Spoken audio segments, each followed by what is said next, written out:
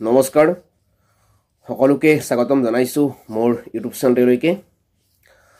নিম্ন প্ৰাথমিক আৰু উচ্চ প্ৰাথমিকৰ যি আবেদন প্ৰক্ৰিয়া চলি আছে আৰু সেই আবেদন প্ৰক্ৰিয়া আজি 17 তাৰিখ পালে ইতিমধ্যে বহুতে আবেদন কৰিলে জানিব পৰা মতে আৰু হয়তো বহুতেও আবেদন কৰা নাই বহুতে ৰখি আছে সময় আছে বুলি কয়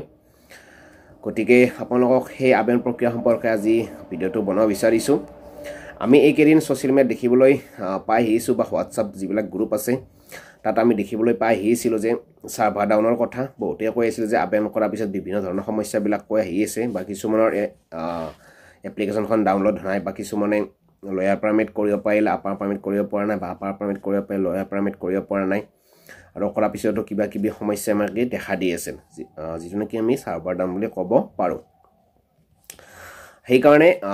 আজি কথাটো হল আজি মোৰ লগৰ দুজনে আবেদন কৰিছিল আৰু তেওঁলোকে যেতিয়া আবেদন কৰিছিল তেতিয়া কিন্তু তেওঁলোকে কোনো ধৰণৰ সমস্যাৰ সন্মুখীন হোৱা নাই খুব সুন্দৰকৈ মানে কি সাবমিট হৈছে এতিয়া কথাটো হল গতিয়া আপোনালোকে হেতু ভাবিব নালাগে যে সাবমিট হৈছে অলপ দেৰিকৈ কৰিলে কথা নাই আৰু যি সকলে আবেদন কৰা নাই এতিয়ালৈকে আপোনালোকে আবেদন সোনকালে কৰক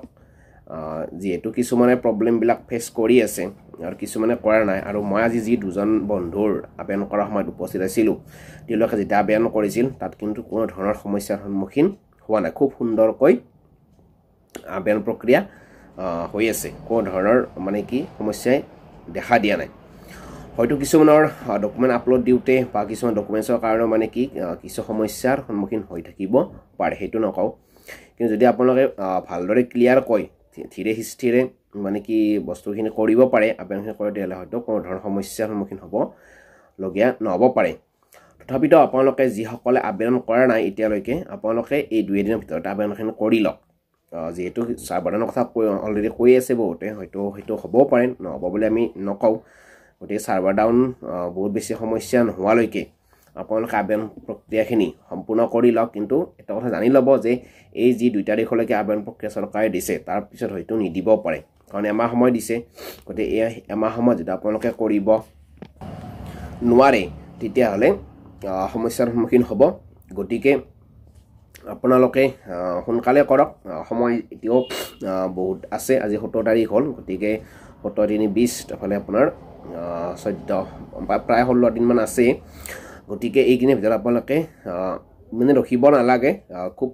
কম সময়ৰ ভিতৰতে আপোনালোকে সকলো জানি বুজি আবেদন প্ৰক্ৰিয়াখিনি কৰি লওক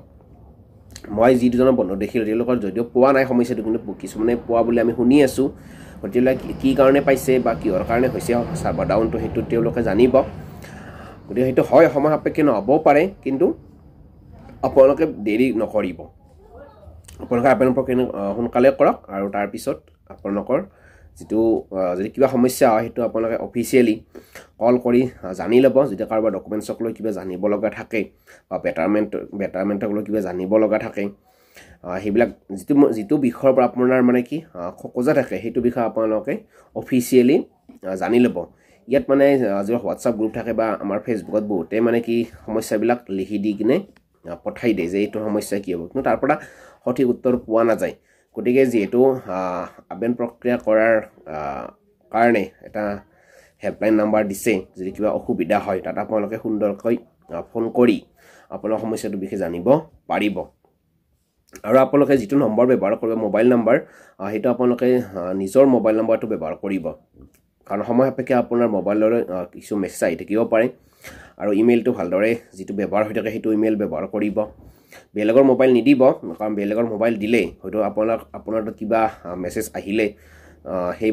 মানুহজনে গম নাপাব পাৰে বা ভুলবশত ডিলিট হৈ গলে আপুনি গম নাপাব পাৰে গতিকে যেটো মোবাইল নম্বৰ ব্যৱহাৰ কৰিব আপুনি হেতু আপুনি যেটো এটা বৰ্তমান ব্যৱহাৰ কৰি আছে হেতুৱে ইউজ কৰিব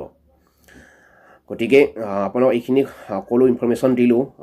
আৰু আপোনালোকে দেৰি নকৰিব দেৰি কৰিলে কিন্তু সমস্যাৰ সন্মুখীন নিশ্চয়কৈ হোৱাৰ সম্ভাৱনা আছে অলৰেডি কিছুমানে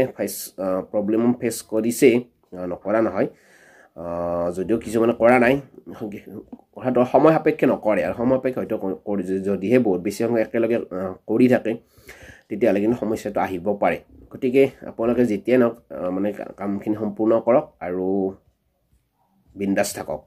দেৰি কৰিলে হয়তো আপোনালোকৰ পিছত যেতিয়া সাৰ্ভাৰৰ প্ৰবলেম থাকে তেতিয়া মানসিক টেনচন ল'ব লাগিব গতিকে সেইটো যাতে নাহে তাৰ কাৰণে আপোনালোক সচেতন হৈ কিনে কামখিনি সম্পূৰ্ণ কৰক আৰু এইখিনি খবৰ আপোনালোকক দিলোঁ ধন্যবাদ